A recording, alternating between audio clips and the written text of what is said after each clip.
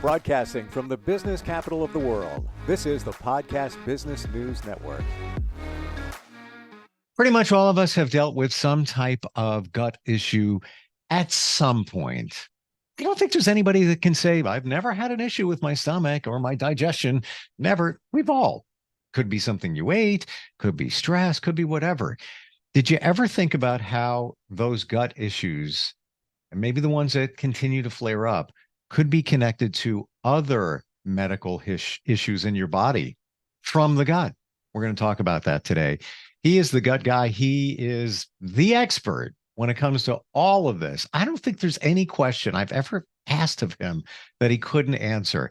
He studies this deeply. He helps so many people overcome their gut issues.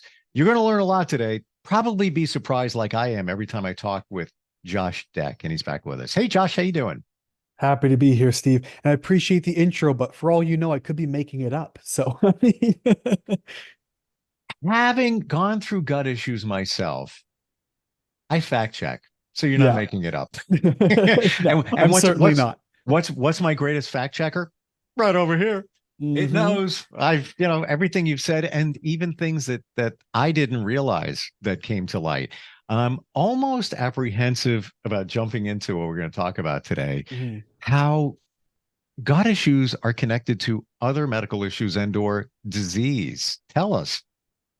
It's really interesting. We start diving into really what your gut is capable of and how it connects to the rest of your body. I mean, we have to understand, I say this every time, our gut may be as important as our DNA. It has an influence on our DNA. It's connected to every cell in the body. It's one of the first things as a development in the womb that really starts to develop into a notable, usable thing next to your brain and your heart.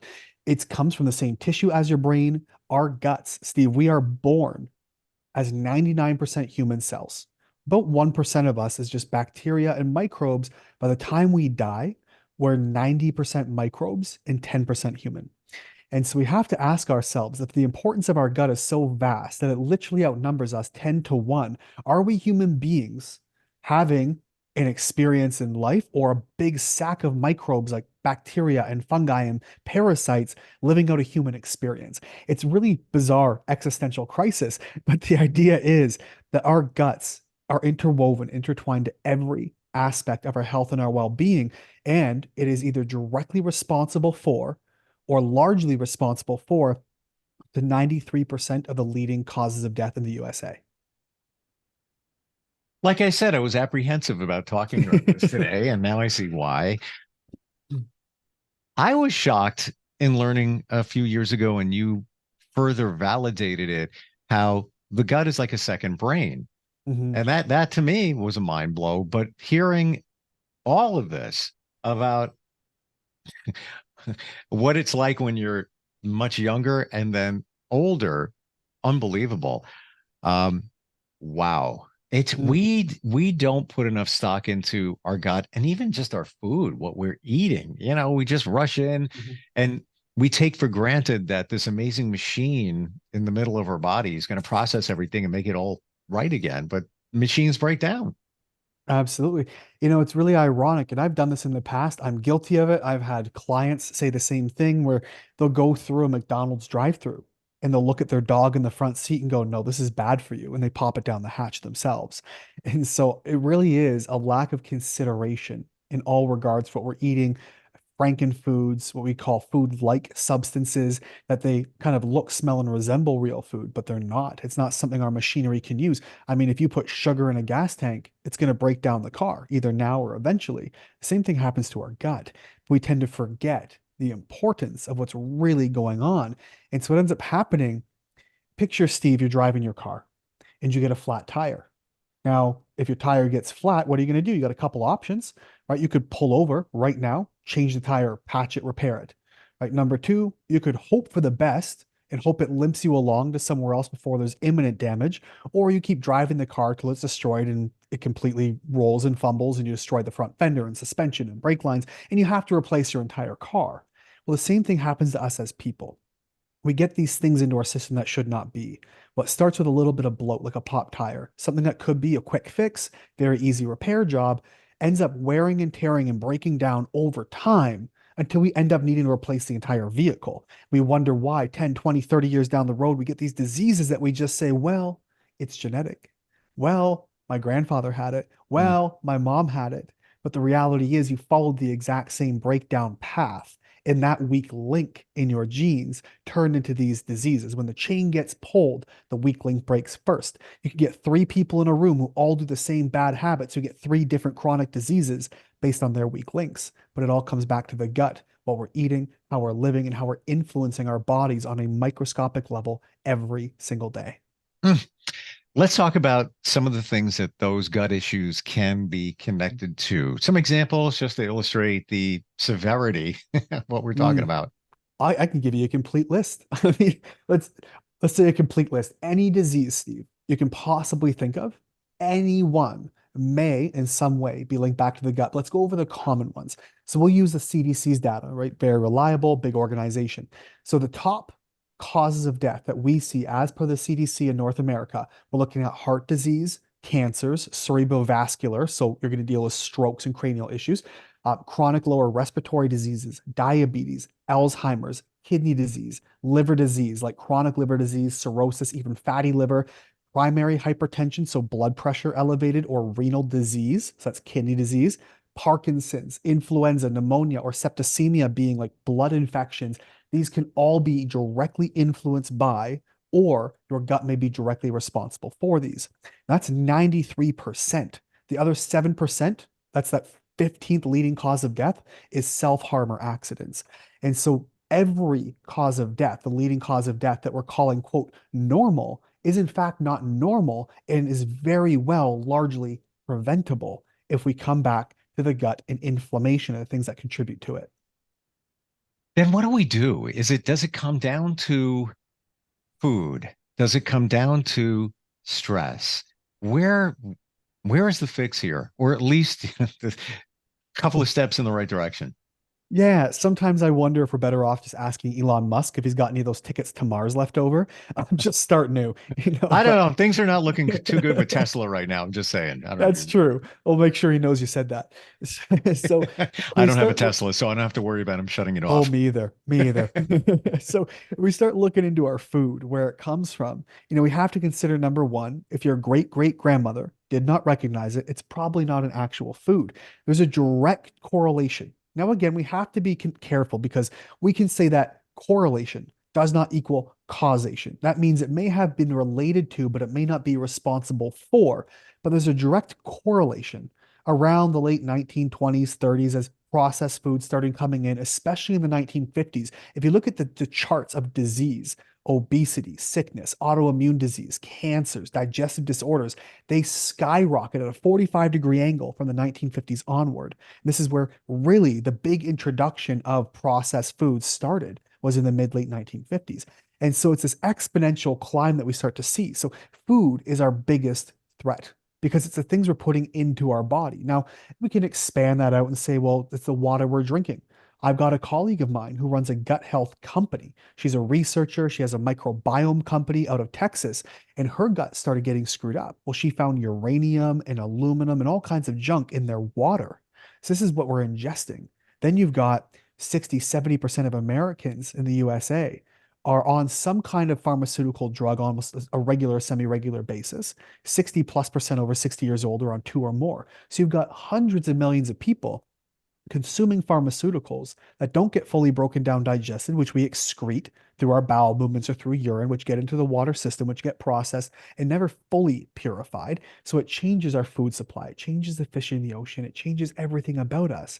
But the introduction of these chemicals only started after the food got changed in the 1950s. So you can see it's a trickle down. The waterfall is falling and everything's getting wet. And so we have to go back to the root source. What are we eating? Where is it coming from? What's it doing to our bodies? Food is it. That's what I'm getting from you. It's always food. It's always food. And we look and go, well, it's just one burger. And you're right, it is just one burger. But just one burger once a week, twice a week for 350 million people really starts to add up to sickness and disease. It's one burger and one pop and one cigarette and one drink and one dose of antibiotics and one this, one that. One drop doesn't fill a bucket, but you get enough drops and now it overflows and now we've got problems. And this is really what we're looking at is a cumulative effect of things we're not always even aware of, which again, it sounds really scary, doom and gloom. But if we just look in, we can realize how important this stuff is. We can begin doing our own research, becoming aware, looking in Mm. and seeing, okay, here's the problem I'm identifying. What's at the root? Where does my food come from? What's in my makeup products? Once we become aware of how artificial everything is, we can understand that our diseases that we acquire are arguably artificial. They manifest in our body, but disease is not innate to the human body. It's an artificial manifestation of dysfunction because of what we put in it and on it. So let's say, and we know that stress is not good. Let's say somebody's dealing with a lot of stress.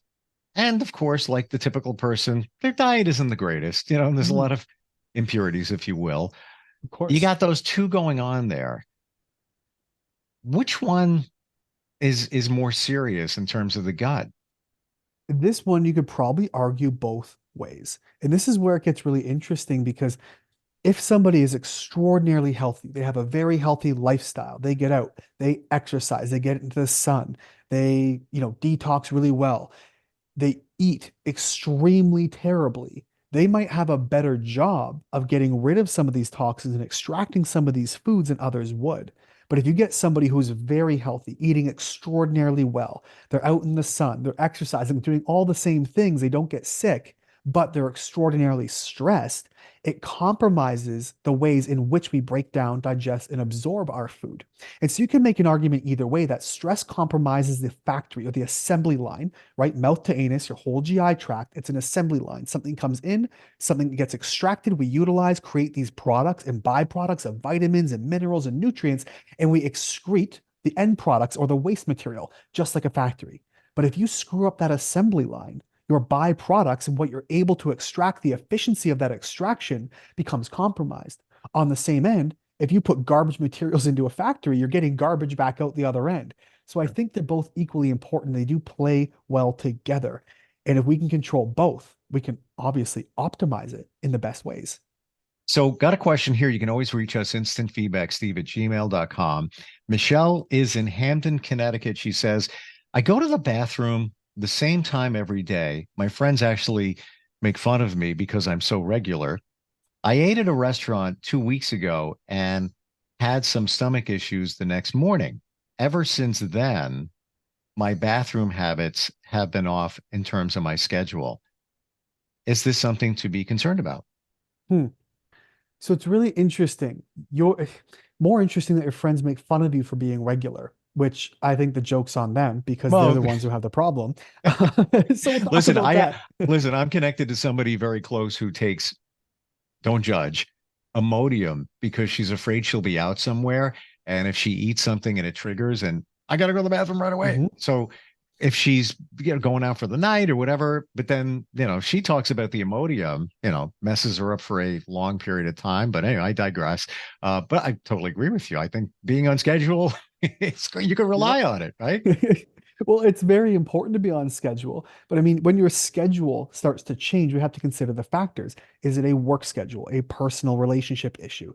Is it possibly non-related? It just happened at the same time. There are a lot of factors. Your body is a creature of habits. We wake and sleep with the sun, ideally. We go to work, we do our thing, we eat some of the same things, we see a lot of the same people. Our personalities often run on these cycles of habits, but so does your body. It has its systems, it has its checks and balances. It works to keep everything in a plus and a minus, wants everything to be just so.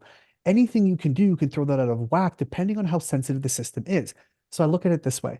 You have a glass of water, and this glass of water might be three-quarters full. You put a little stress, a little change of work, a little change of friends, a little change of food.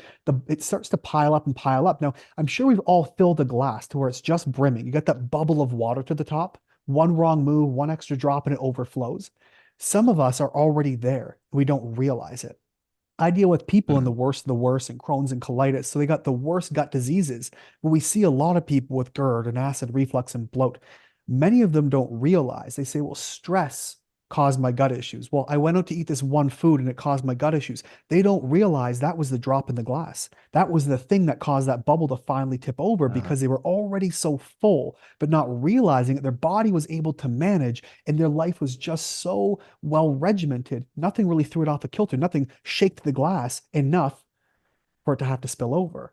And so we may not be realizing the things that actually are influencing us on a grander level. And so to say, yes, your changing of life and lifestyle and other things might be contributing to the problem, I think is fair. But I think it's more arguably said to be the straw that broke the camel's back. So what's the rest of the load? And that's important to consider. so in Michelle's situation, um, is it that experience at the restaurant where she had stomach issues the next day?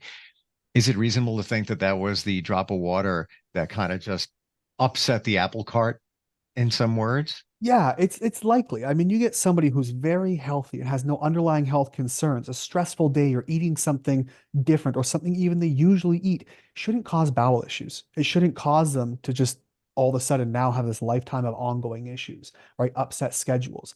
What it should do, if it's a problem, you might get a little bloated. Your body can handle it because it has room in the glass to do so. It can shake things around without spilling. That spilling is your symptoms. So things can shake and move and change position without having symptoms. But your glass is probably already full enough.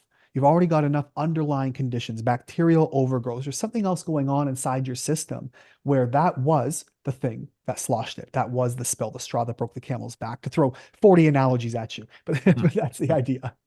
Do you think of, final thought on Michelle's situation or anybody else that's happened to? Would it be reasonable to maybe include more water, more fiber in the diet, and maybe that could kind of reset the schedule, whatever the schedule is going to be? Mhm. Let's say if she was going to the bathroom every morning at 8 o'clock and it was all great, everything's fantastic. Friends make fun of her for that. Sure. Yeah, And friends make fun of you for having the perfect gut. yeah, Right. exactly. Yeah. Now, this stomach issue, and I got to think that maybe it was somewhat severe. Maybe there was something wrong with the food poisoning, whatever it was. Now she's all over the place. More fiber, more water to maybe kind of get things moving, and maybe it will be back to a regular schedule. It might not be 8 o'clock every morning. Maybe it might be 2 p.m., but at least you can count on it. I think that's a very reasonable guess. We have to depend. Are you eating a lot of junk food and less than ideal natural foods all the time? Fiber might very much upset. We have to think of it this way. I'll bring Hmm. back to the fishbowl analogy. You have a fish in a fishbowl. That's your probiotic, right? That's the living organism that eats and digests. You eat, you poop, so do your bacteria, like fish in a fishbowl. The prebiotics are the food we feed them, the fibers and things they break down, digest, and absorb. The postbiotic are what's made by the fish. And so in a healthy ecosystem, it gets used and upcycled, and other creatures eat that poop. Well, in your body, your probiotic, your fish, your gut bacteria eat what you eat. They break down, digest, and absorb, and they poop out byproducts of vitamins or what we call short chain fatty acids, really beneficial things for your immune system and inflammation, all kinds of goodies. But if you have an overgrowth of the wrong fish in a fish tank and you put fish food in, guess who eats? Guess what poops? It may not be the good ones you want to feed. And so if we say, yeah, let's throw some fiber into the diet, give it a shot. Worst case, your bowels run a little bit, you don't feel amazing, and you're back to normal pretty quickly. On the other hand, if you're somebody who's eating and the fiber improves you, you're probably feeding the right bacteria, the right things. It's food your body's able to digest and absorb properly. So we don't really know, the truth is, until we get in there and see what you have, but it's a pretty easy solution to give a shot at for sure. When you say get in there and see what you have, it's not like you're going in somebody's stomach. How do you mean that? No, their stomach has to come to us. So we're not going in and grabbing poop. That's not how digesting works. But what we do is we can get a stool sample. And Okay. so you can actually send it to a lab who will read your microbiome. They'll get a measurement of your bacteria through what's either called like a PCR or shotgun sequencing or whatever they use. They'll get a measurement of your bacteria. So we can see you have A, B, C, and D, high levels of this, low levels of that. Here's your good, here's your bad. Now we have an idea of what's going on inside of the gut. We always have to go one step further. I can say, okay, well, you've got an overgrowth of A, B, and C that's probably causing an issue for you. But we have to then ask, why did that overgrow? Because we know the overgrowth is causing the problem, so we can try to correct that. That's, usually not that big of a deal. But if we don't know why it overgrew in the first place, then it's going to overgrow again in the future. And so we can correct and check and correct. But we always have to go, why, why?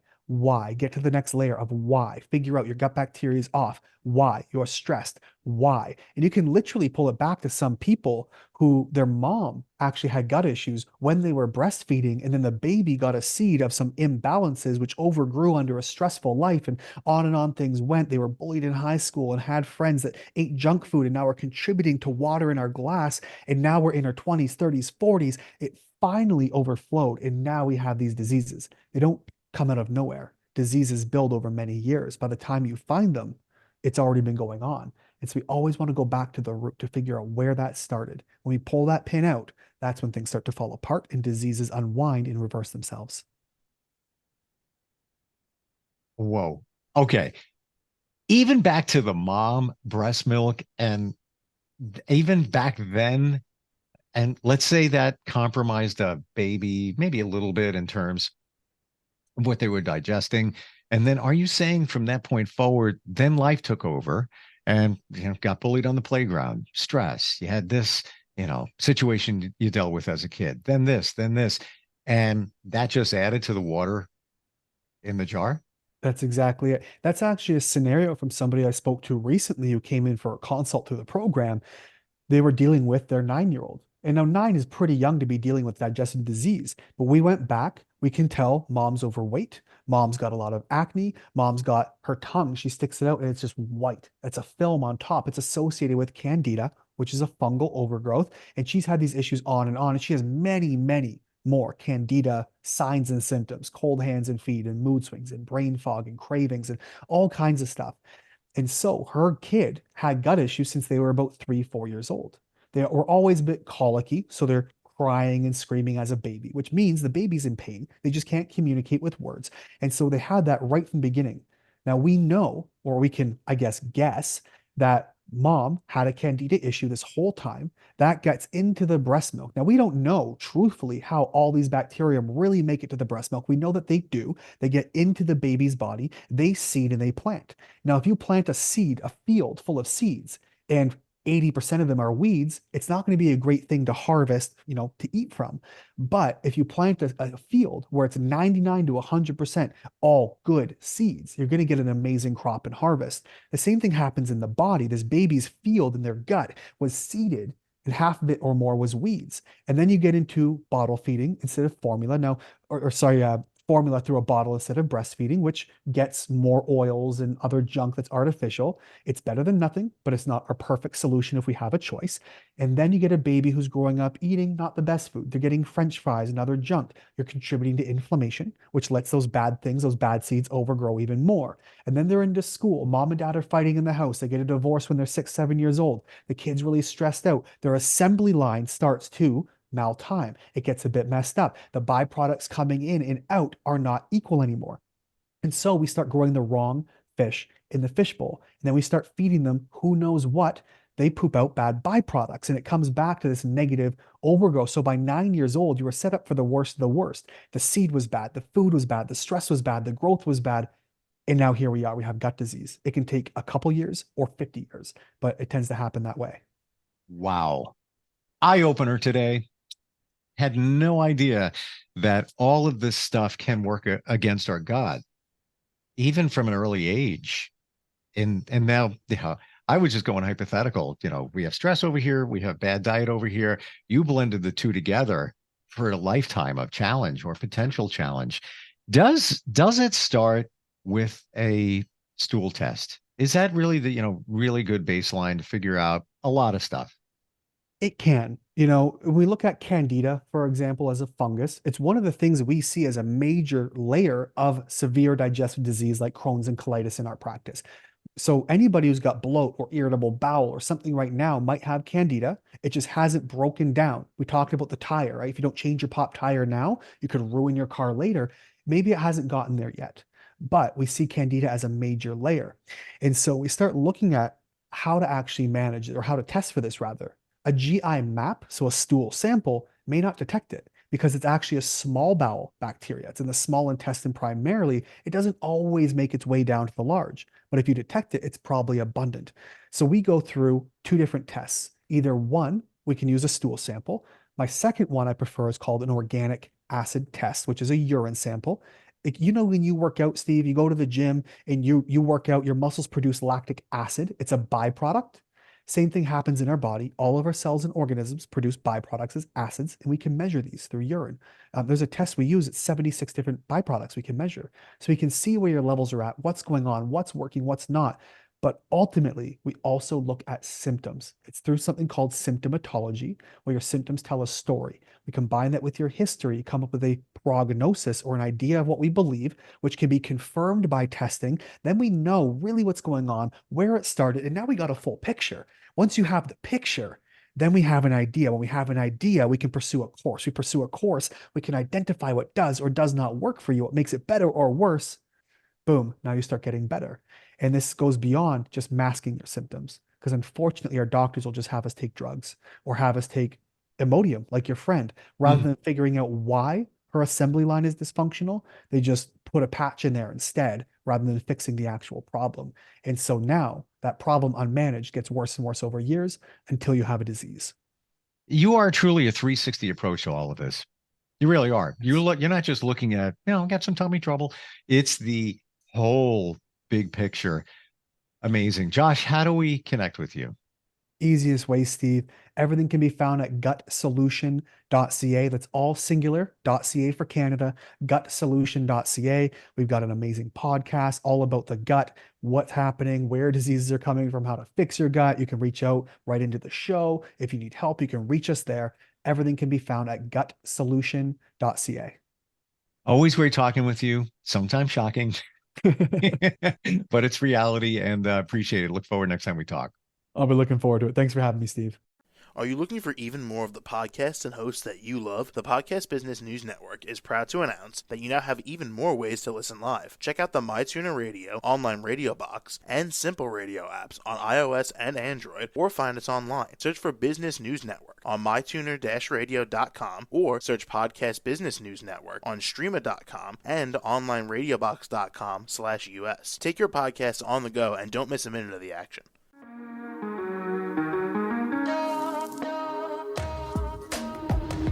Broadcasting from the business capital of the world, this is the Podcast Business News Network.